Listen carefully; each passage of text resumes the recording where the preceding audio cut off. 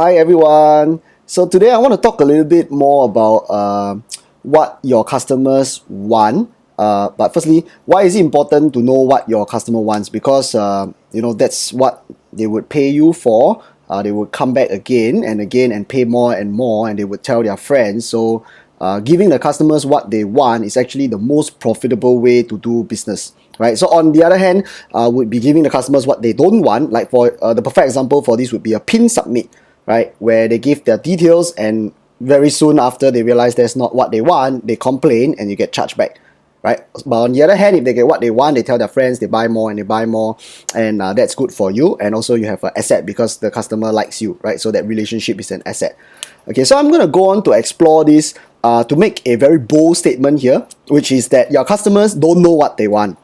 Right, and I want to quote Henry Ford. Henry Ford said that he's the inventor of the car, the motor car. Before that, there were no cars; there were only horses. So he said, if you ask the customers what they want, people will have told you more horses. Why? Because they don't know that there's such a thing called a car. Right, so that's what the business owner is here to do. Right, a revolutionary idea that the customers don't know what they want. Okay, and to explain this in a more relevant context, I'm going to use Nike. Right, so I asked a few of my friends why they buy Nike, and most of them will tell you that the shoes are great. Right, in fact, all of them told me that the shoes are great. Okay, and that felt a little bit funny because I think we run a lot of product ads, and the products at CPM, CPA, everything has been going up, right? So I thought, hey, you know what? Something is wrong. Maybe they are buying something else that they don't know. But what is it? Because everybody tells me that it's the shoe, and when I try to talk about the shoe, no one buys it. So what should I do?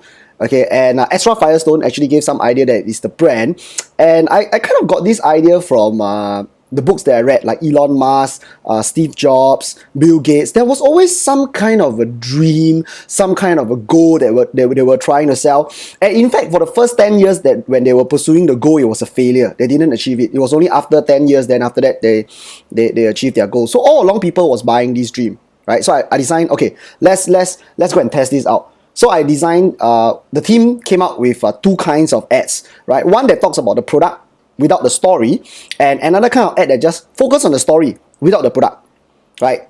And the one with the product, which is the one that everyone is doing right now, we were doing about $40 cost per acquisition, right? But the other one that has the story and no product, right, which means that you don't even know what we are selling, it was just a dream, a story, a vision, that one did $10 CPA, so it's 4 times better. And not only that, it wasn't just the CPA that was low. We had a lot more emails coming in, people buying into the story. We were sold out. People left their contact information. They asked for extension of the promotion code. So you can see that these people are a lot more invested and buying into your brand story. The same product could be 3-4 times cheaper on Amazon, but they don't want it, because they were not buying the product. They were actually buying your story. But if you ask them why they bought your this particular product, they don't know that they actually bought your story.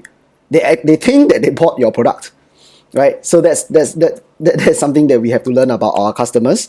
And I want to just support this point further by talking about this CRM company, customer relationship management company.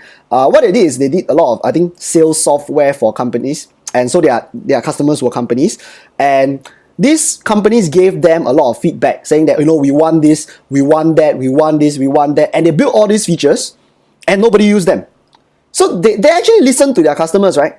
But as it turns out, nobody bought. Why? Because the customers didn't know what they want, right? By looking at their tracking software, the CRM company was actually able to notice that, oh, you know what? There was a problem in the software because everybody wanted fast results.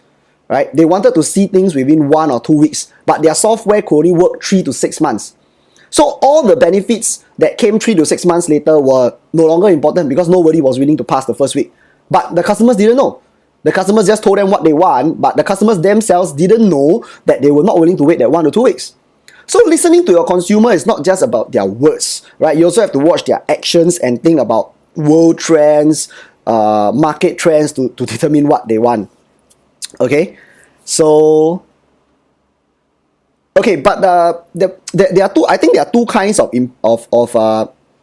improvements we are looking at. The ones I talked about was the revolutionary improvements, meaning the very, very big kinds of improvements that the customer doesn't know, right? Which is why the business owner needs to come in and step in and say, okay, let me tell the customer what they want because the customer doesn't know, right? But there's another kind of improvement which is, I think 90% of the time is going to be marginal improvements, meaning customer feedback. Right, when customer writes in to tell you that, you know, we want bigger sizes, we want different colors, your shipping is too slow, that is marginal improvements. You know, it makes your business grow, it makes your business more stable, but that's not the thing that propels your business, you know, 2-3 times, right? But you still need to do that, otherwise customers are gonna leave, are gonna stop buying from you.